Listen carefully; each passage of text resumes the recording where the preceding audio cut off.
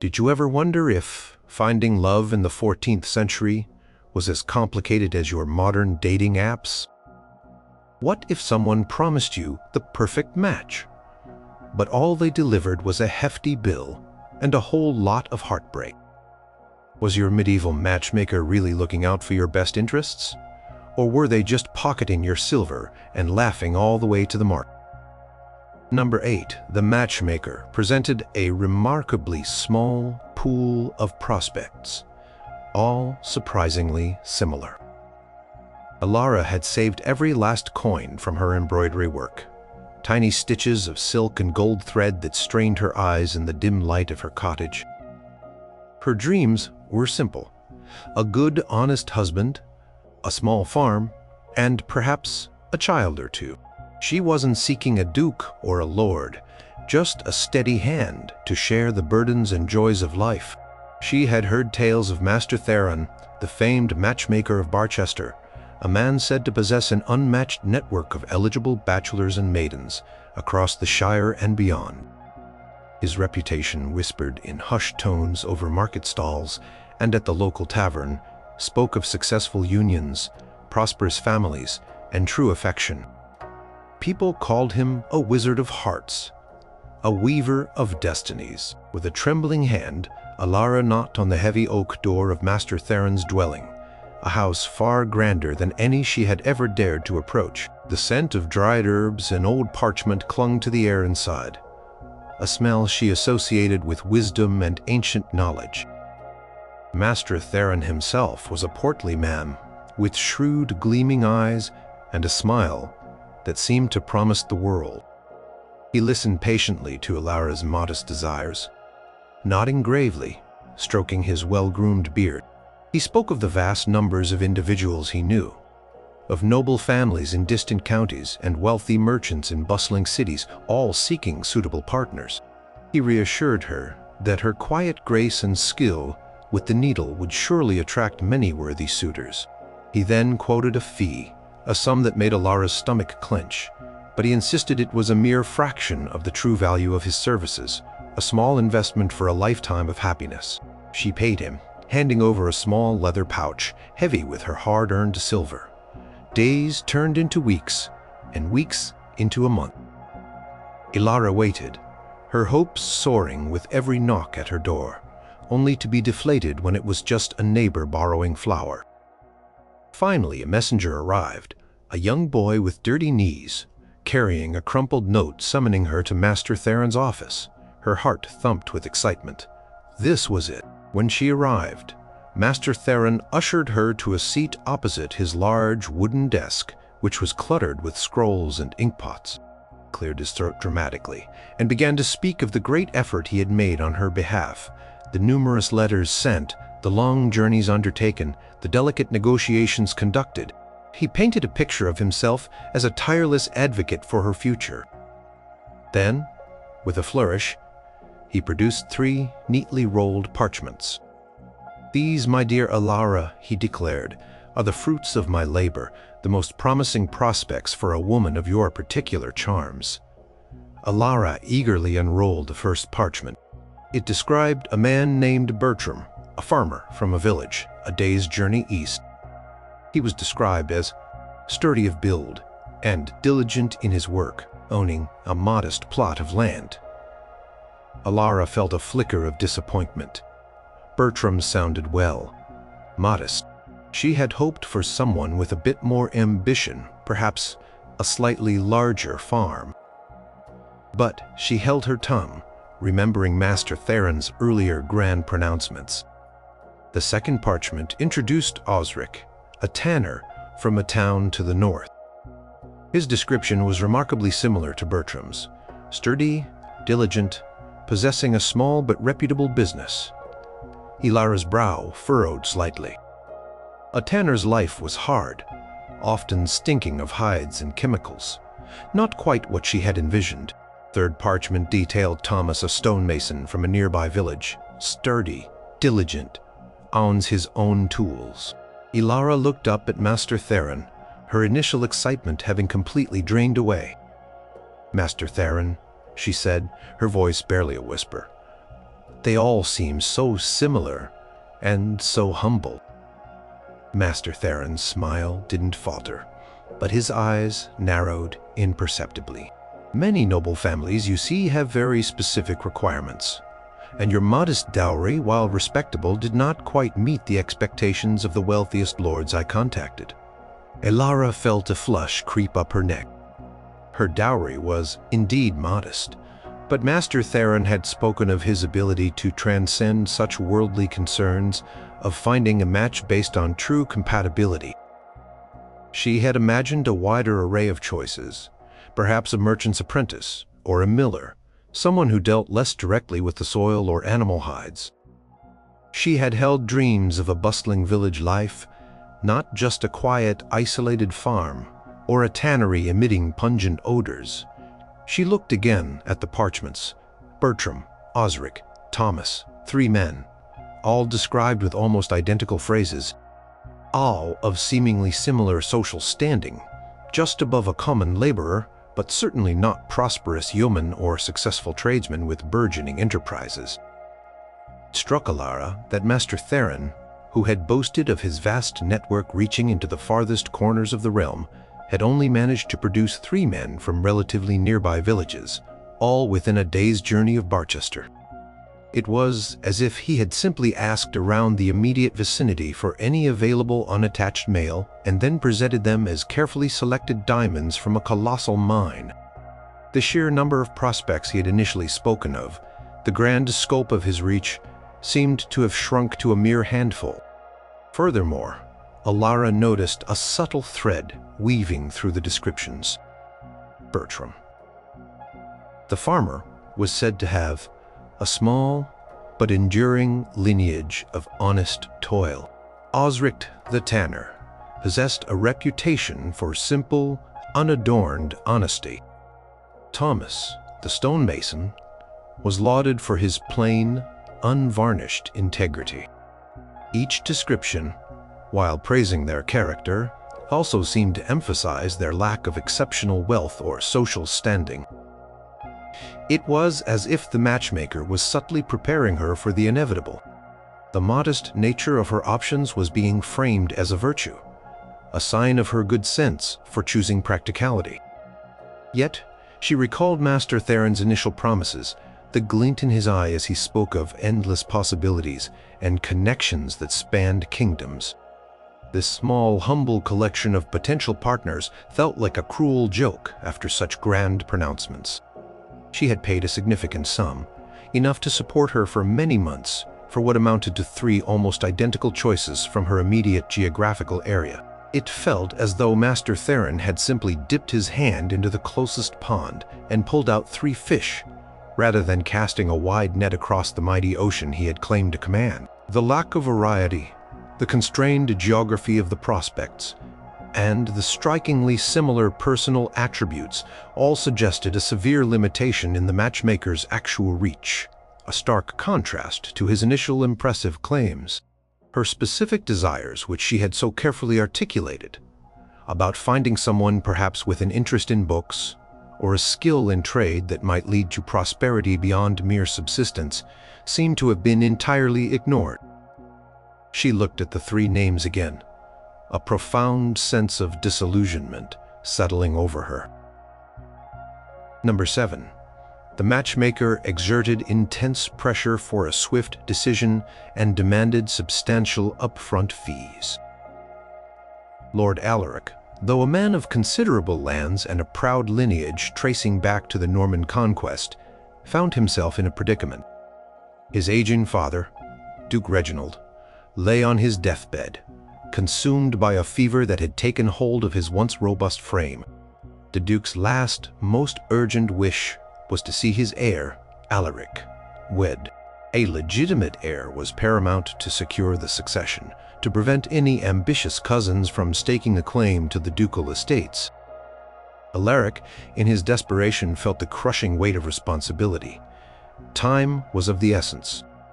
He sent for Master Silas, a matchmaker whose reputation preceded him, whispered in hushed tones from court to court.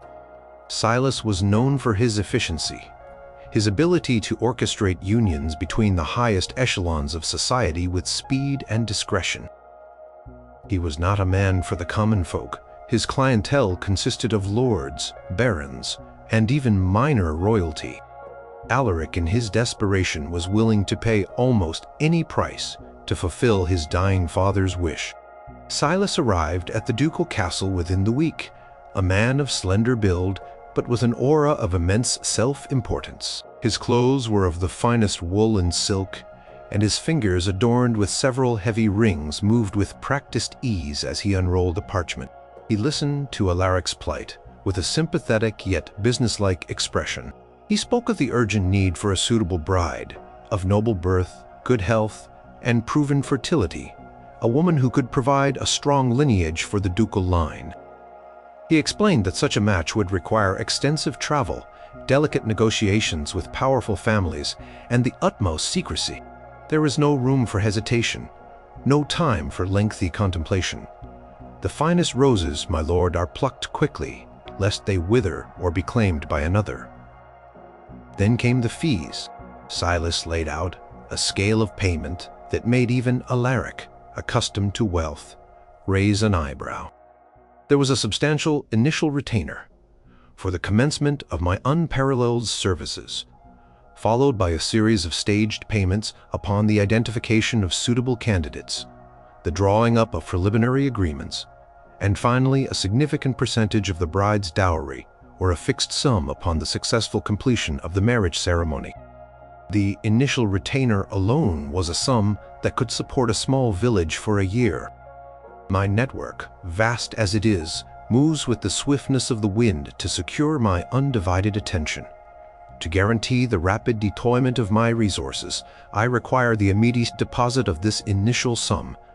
Without it, I cannot divert my efforts from other pressing matters. My time, my lord, is a commodity more precious than gold. Alaric, his mind reeling from his father's condition and the immense pressure of succession, felt a strong sense of urgency. Silas's words, though a little theatrical, resonated with his immediate fears. He needed a bride, and he needed her quickly. The matchmaker was playing on his vulnerability, on the ticking clock that marked his father's final days. He felt a distinct unease, a gnawing suspicion that the urgency was perhaps manufactured, but the fear of losing his father's blessing and jeopardizing his inheritance overshadowed his misgivings. He knew that any long negotiation over the matchmaker's fee would only delay the process further. "Very well, Master Silas," Alaric said, his voice firm despite his internal turmoil. "The sum shall be transferred to your coffers by morning." Silas's smile broadened, a flash of triumph in his eyes. He quickly produced a meticulously prepared contract, detailing the stages of payment and the conditions of his service, pressed Alaric to sign it immediately, emphasizing that time was of the essence, that every moment of delay was a moment lost in securing a suitable bride. Alaric, caught in the current of his own desperate need, scarcely read the fine print. He scribbled his signature, sealing a bargain that felt more like a ransom. Silas then proceeded to rattle off a list of potential candidates, speaking of their beauty, their lineage, their dowries, all in a rapid-fire succession that left Alaric's head spinning. He mentioned Lady Isolde, daughter of the Duke of Arden, renowned for her grace. He spoke of Lady Beatrice, a cousin to the King of Brittany, known for her sharp wit. He listed names that resonated with power and influence, promising a perfect union within weeks, perhaps even days, if the stars aligned. The sheer volume of names, combined with the extreme pressure to commit financially, gave Alaric little time to truly evaluate the matchmaker's claims or to consider alternatives. It was a whirlwind of impressive titles and glowing descriptions, all designed to overwhelm and secure the immediate payment. The speed with which Silas wanted the money, the immediate execution of the contract, and the insistence on a quick decision from Alaric all contributed to a feeling of being rushed, herded into a commitment without proper scrutiny.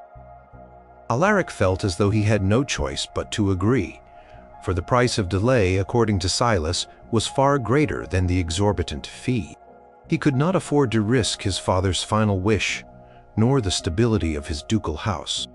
The matchmaker had expertly leveraged Alaric's deep-seated anxiety and desperation to secure an immediate, substantial financial commitment, effectively removing any leverage Alaric might have had in negotiating terms or exploring other options.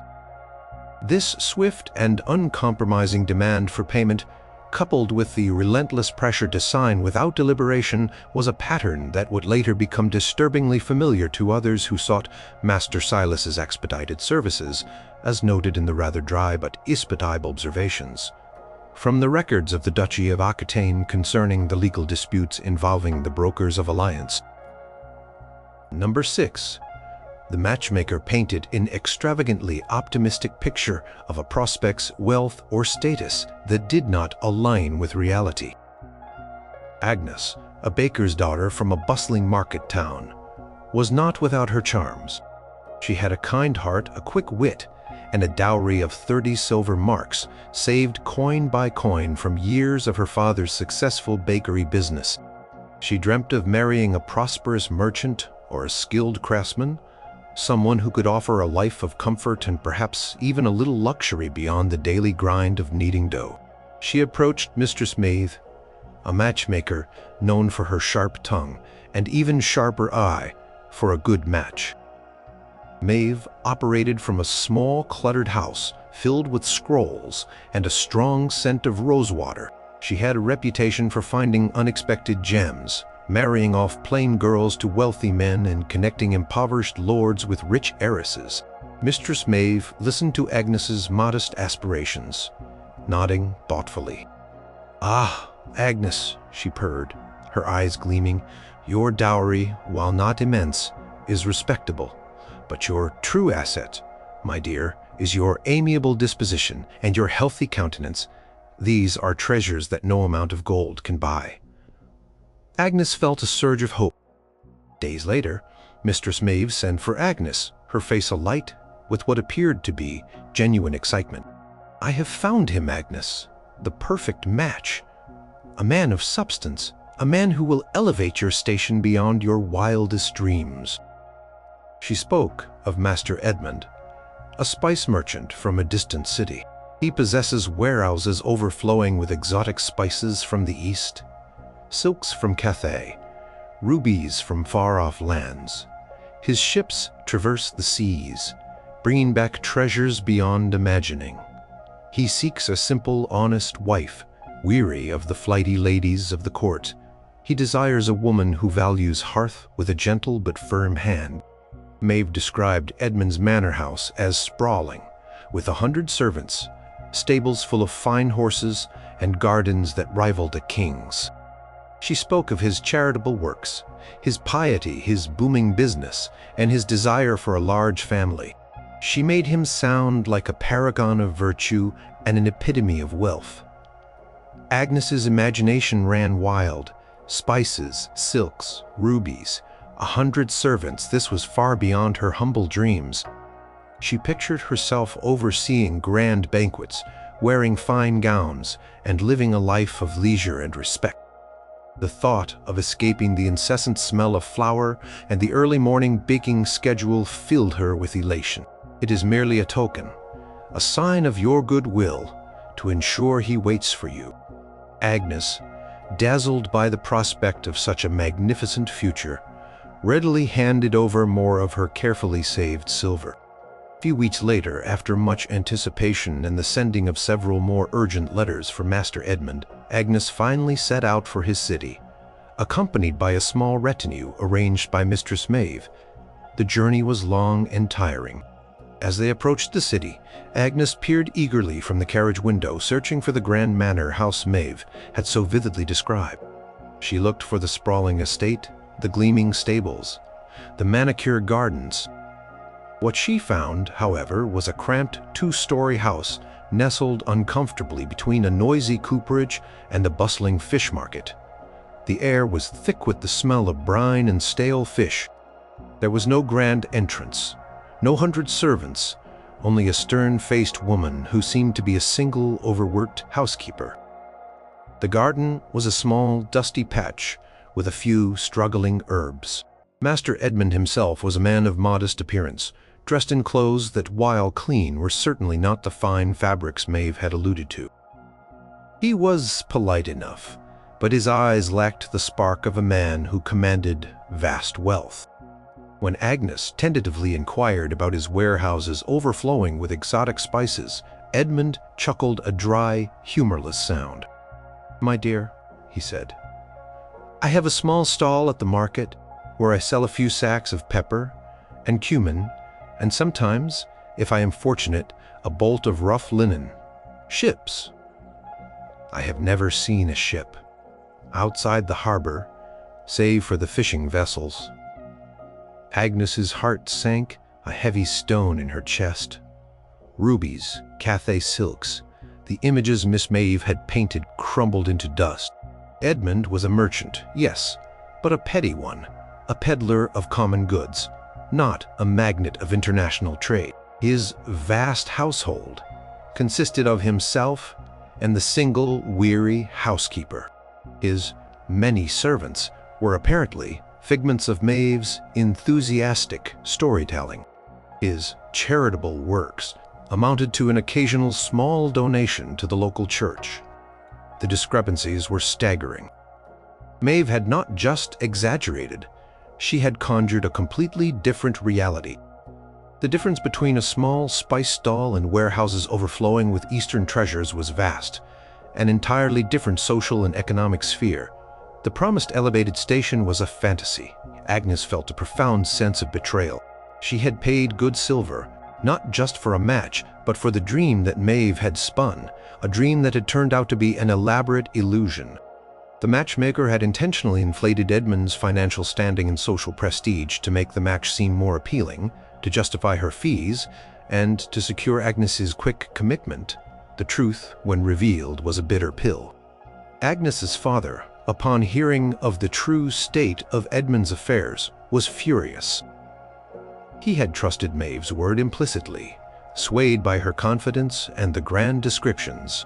This systematic deception, as noted by contemporary accounts from the merchant guilds of Flanders, was a common tactic among less scrupulous marriage brokers who would often promise connections to significant wealth that simply did not exist, leading to disillusionment and sometimes even destitution for the unsuspecting party.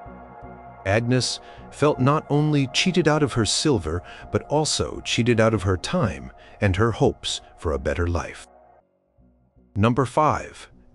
Potential matches seemed to develop sudden, debilitating illnesses or vanished without a trace. Young Sir Gareth, a knight of modest means but honorable lineage, found himself in dire need of a wife. His family estate, though ancient, was in decline, and a judicious marriage alliance was the only way to secure its future. He sought the services of Lady Isolde, a matchmaker renowned across the western shires.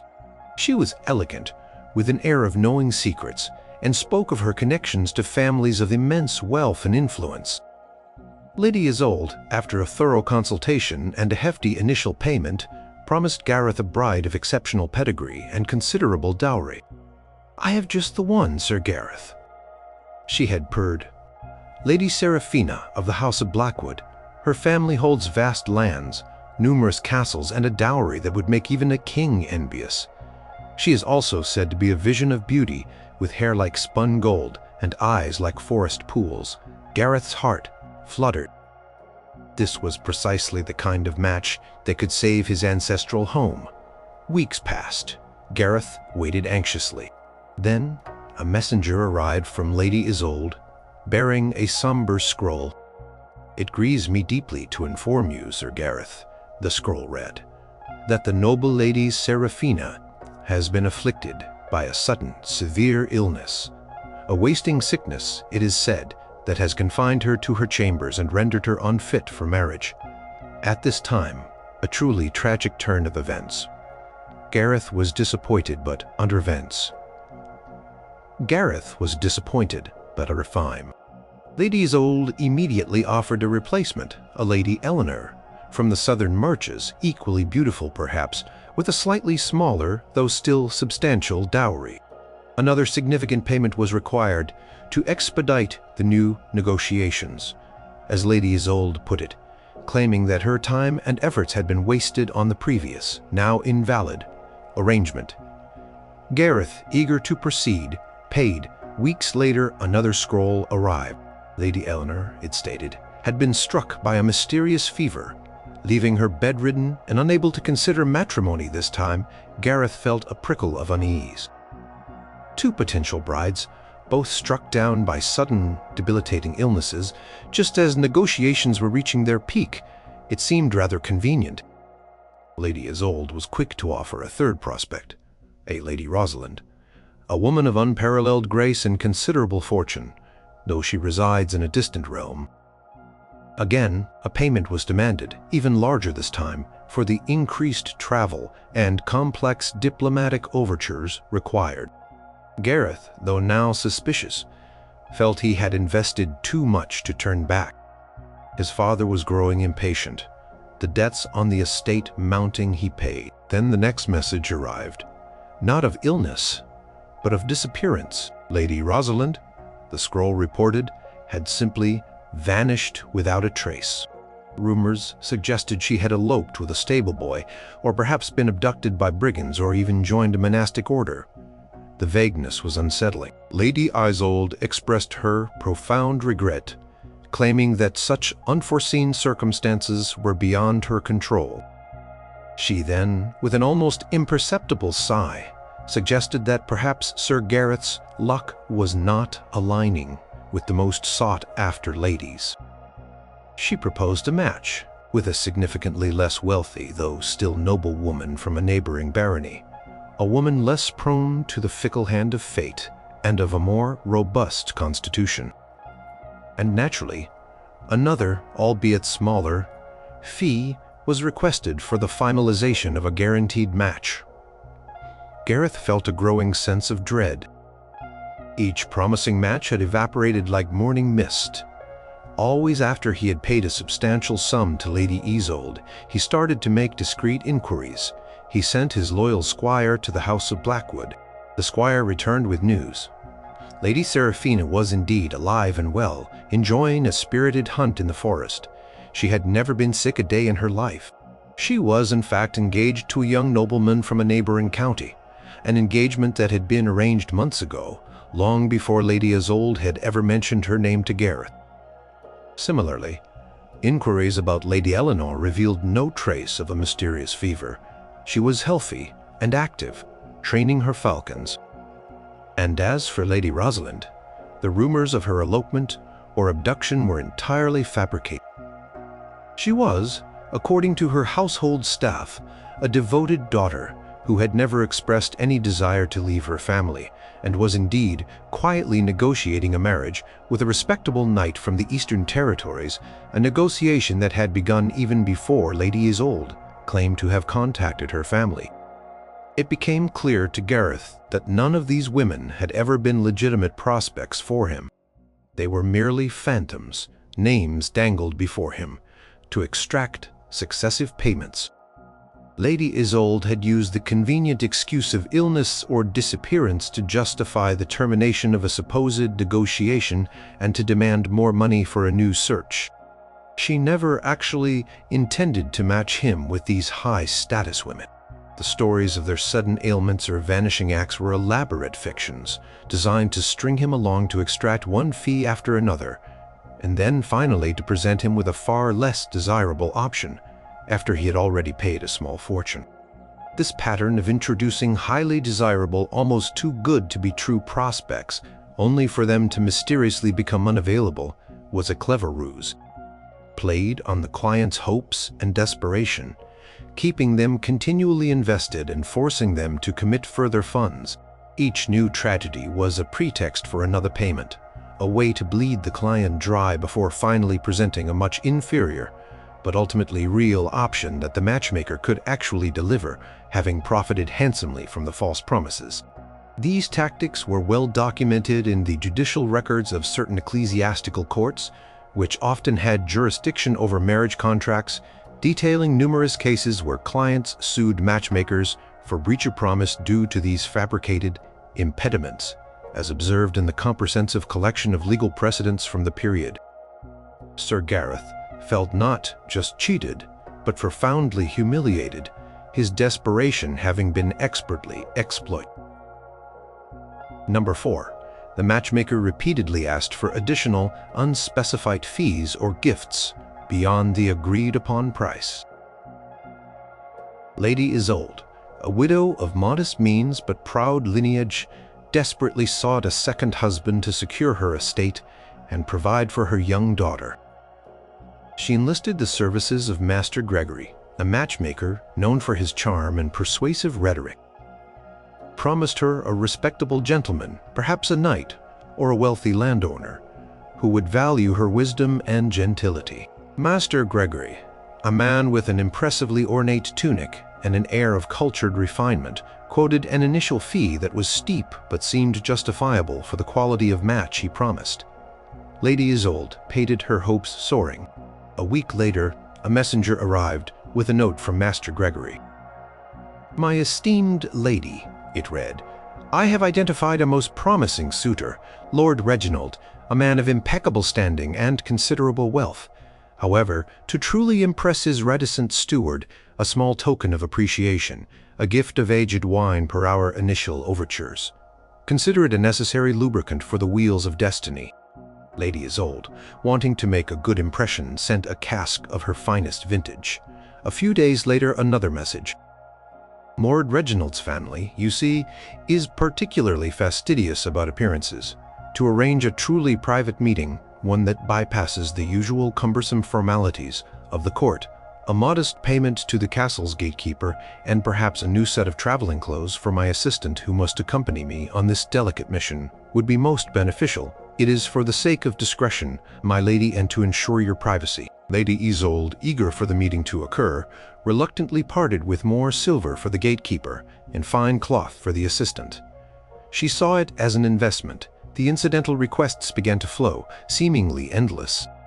There was a charge for special parchment for the formal proposals, then for messenger pigeons to ensure swift communication across distant lands.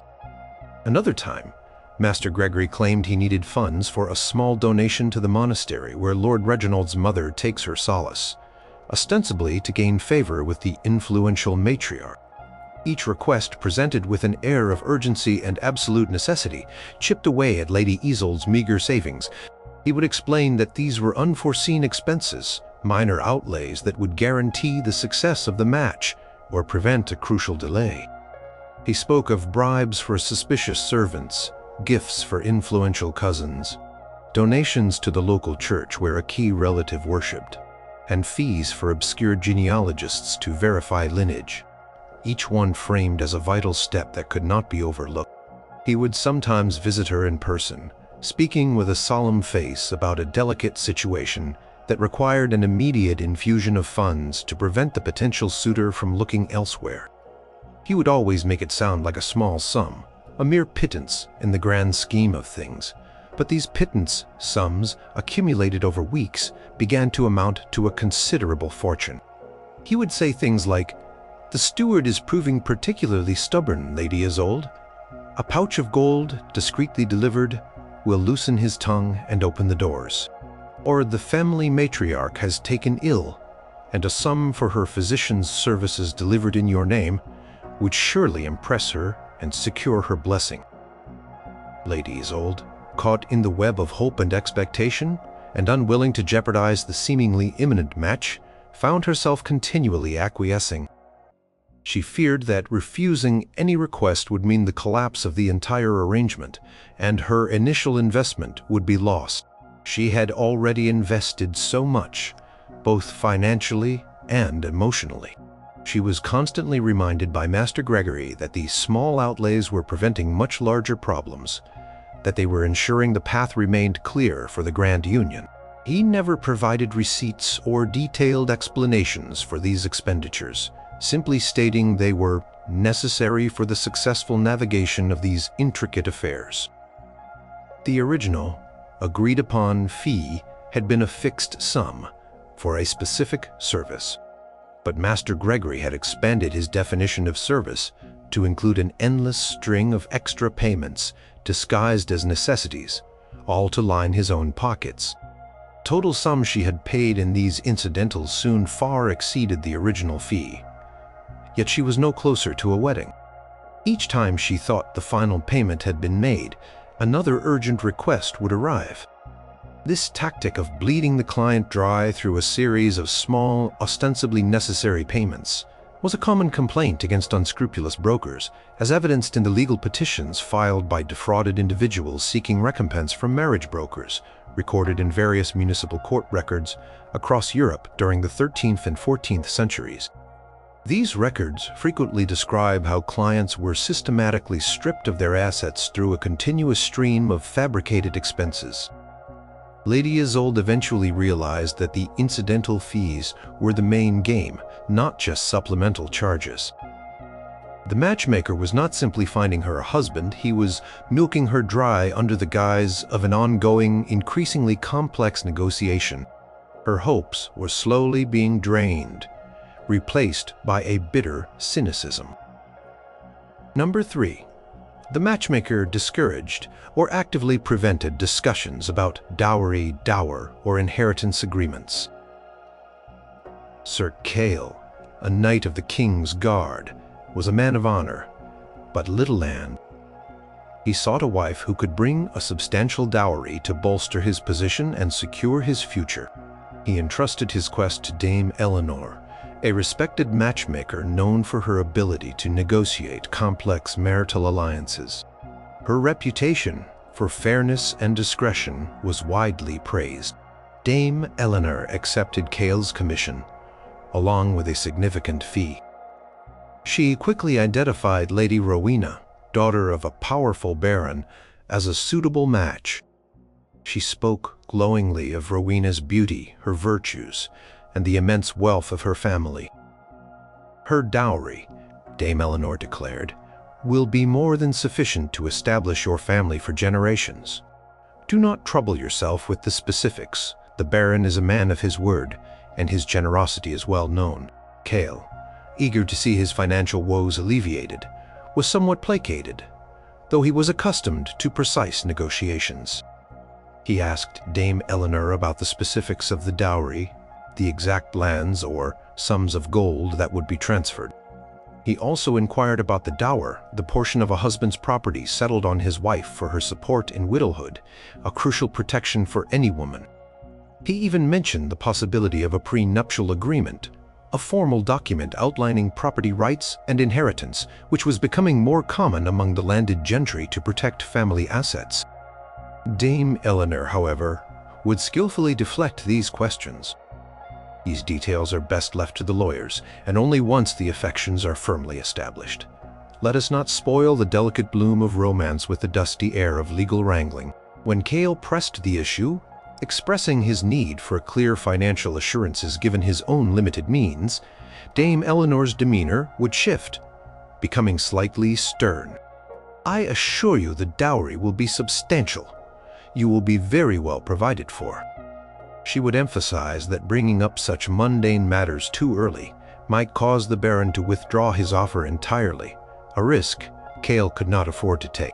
She repeatedly emphasized the importance of building a personal connection first, advising Cale to focus on courting Lady Rowena, on praising her virtues and her family's prestige rather than discussing financial particulars. Any attempts Cale made to directly inquire about the dowry or dower arrangements with Lady Rowena or her family during carefully chaperoned meetings were quickly stifled by Dame Eleanor, who always seemed to be present, interjecting with polite but firm diversions.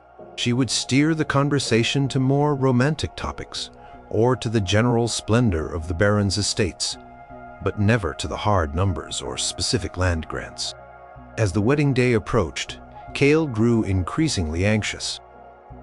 The marriage contract, presented by Dame Eleanor herself, was strikingly vague on the financial provisions. It mentioned a generous dowry suitable to the Baron's station, but lacked any specific amounts of gold, parcels of land, or even the type of property. It also contained only the barest mention of a dower, without specifying its value or source. Cale, deeply uncomfortable, again approached Dame Eleanor. "Dame Eleanor," he insisted, "I must have precise details. What are the terms? What lands? What sums?" Dame Eleanor sighed, feigning exasperation. "Sir Cale, you wound me with your distrust. Do you believe I would mislead you? The Baron's lawyers are preparing the final documents. Such details are always finalized at the very last moment, a tradition among the great houses. Such questions are an affront to the family's honor, and that would be a grave insult, one that could scupper the entire arrangement." She would stress that such questions were an affront to the family's honor, and that to doubt their word was to invite catastrophe. She implied that Cale would appear greedy and ungentlemanly if he pushed the issue further. In the end, Cale, swayed by Dame Eleanor's persistent assurances and the fear of offending powerful nobility, signed the vague contract. After the marriage, the truth slowly emerged. Lady Rowena's dowry was indeed generous, but consisted mostly of a few prized horses and a small collection of silver plate, not the vast lands or immense sums of gold Cale had been led to expect. It was a dowry suitable for a minor noble, not a powerful baron's daughter.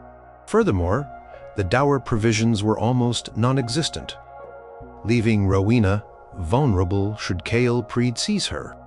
The vast wealth had been almost entirely liquid, and much of it had been used to settle the baron's own considerable debts or to secure advantageous positions for his sons. The matchmaker had deliberately obscured the financial realities, using vague assurances and appeals to social etiquette to prevent any meaningful discussion or negotiation about the dowry, dower, or prenuptial agreements. This systematic avoidance of clear financial terms was a classic red flag, as many families learned to their cost.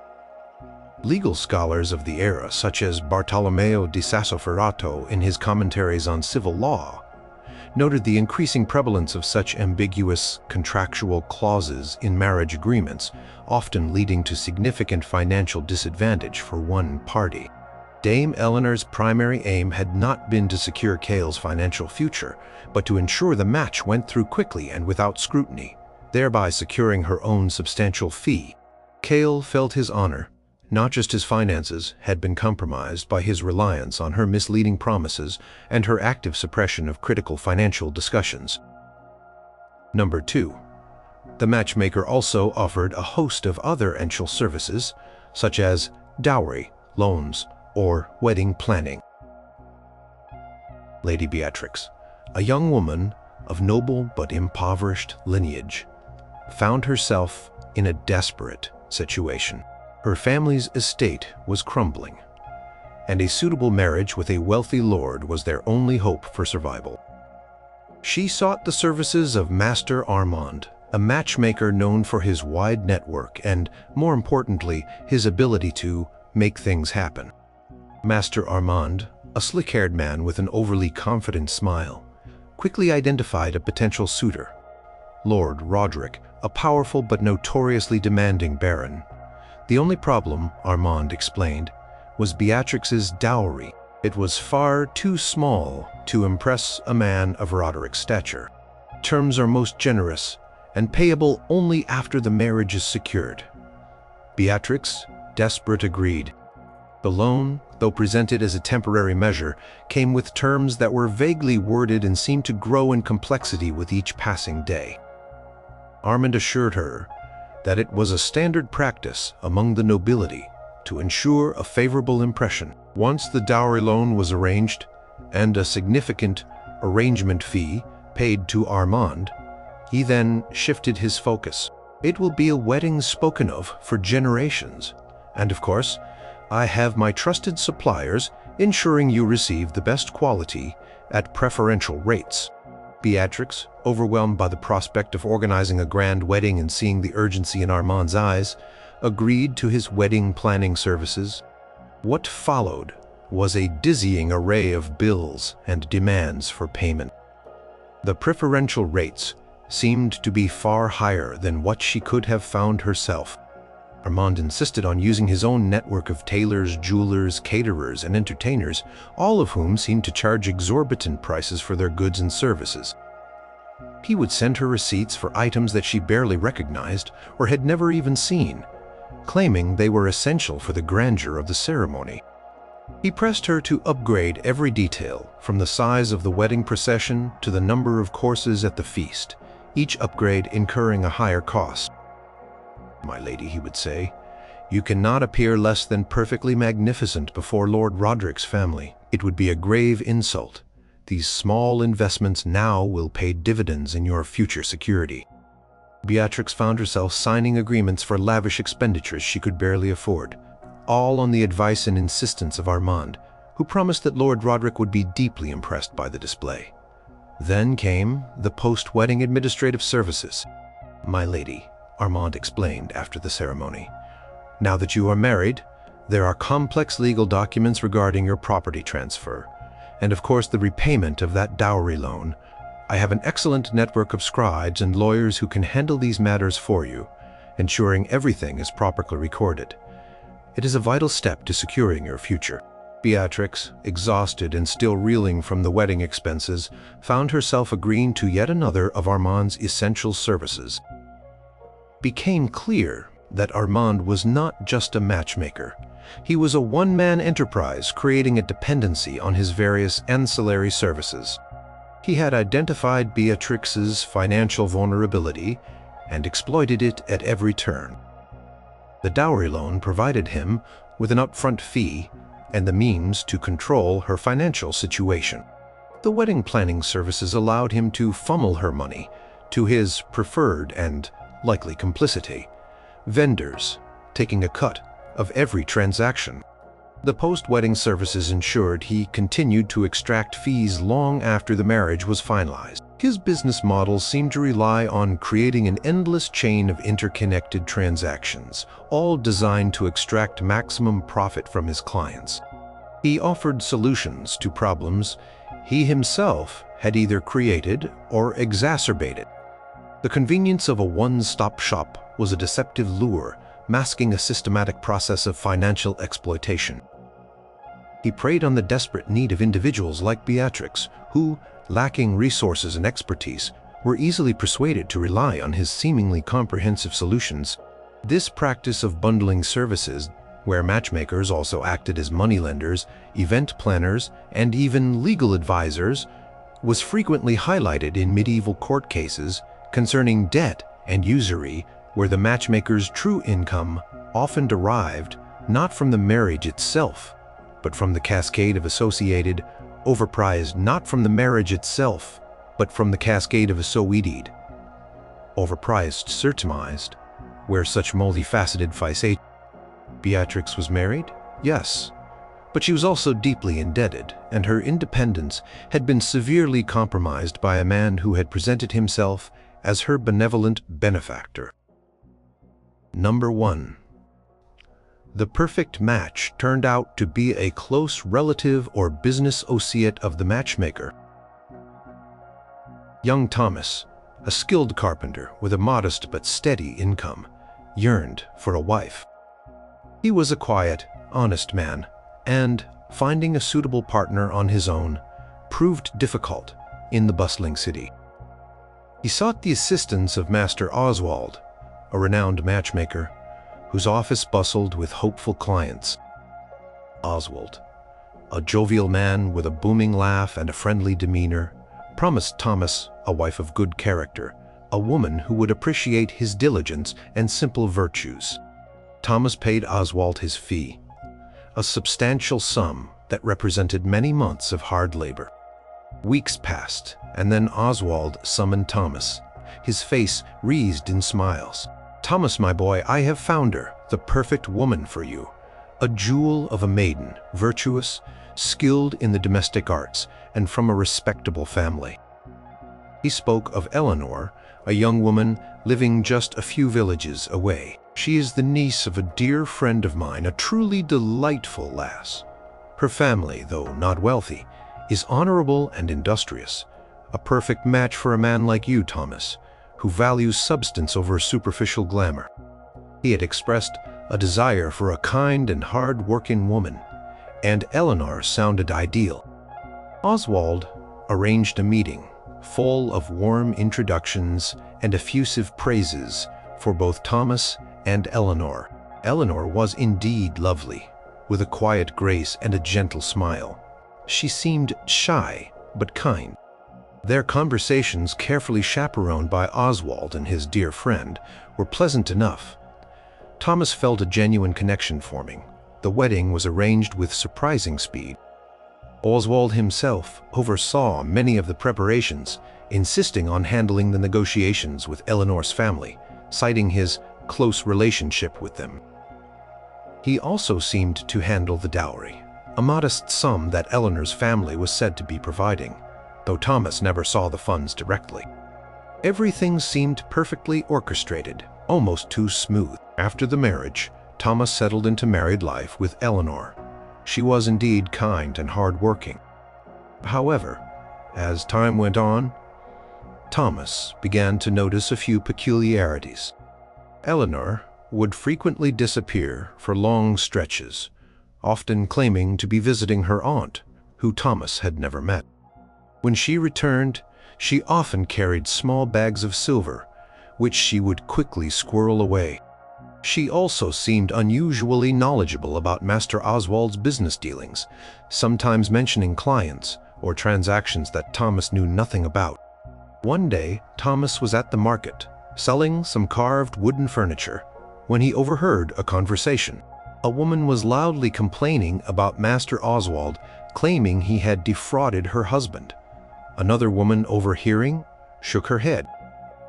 He knew instantly the women were speaking of his Eleanor, his wife, Oswald's daughter, not his niece, not the daughter of a dear friend. The modest dowry that Oswald had handled was likely just a circular transfer of Oswald's own money, designed to make the match seem legitimate, with Eleanor then bringing Thomas's own earnings back into her father's coffers. He rushed home, his mind a whirlwind of confusion and anger. He confronted Eleanor, his voice trembling. She initially denied it, but under his persistent questioning, the truth slowly unraveled. Yes, she was Oswald's daughter. Yes, she had been helping him in his business for years. She would marry men like Thomas, men with steady incomes but few family ties, and then through various means subtly direct their earnings back to her father. She would claim she needed money for family emergencies, or investments for their future, or simply take portions of his income without his full understanding, all under the guise of being a dutiful wife, managing the household.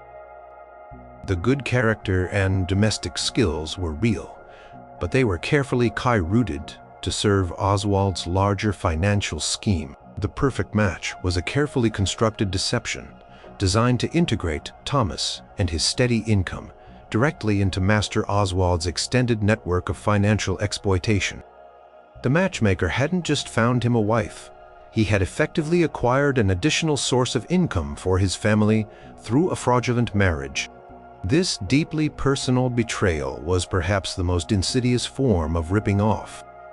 The client not only lost his money, but his trust, his dignity, and found his most intimate relationship tainted by deceit. Records from various medieval guilds and town councils, which often arbitrated disputes between citizens, contain numerous instances of families discovering such deeply integrated schemes where seemingly reputable matchmakers as his new family, his wife, the very foundation of his future, was built on a lie, a calculated betrayal orchestrated by the man he had trusted to find him love. The match was less about partnership and more about profit, a cruel masquerade of affection masking a systematic fleecing.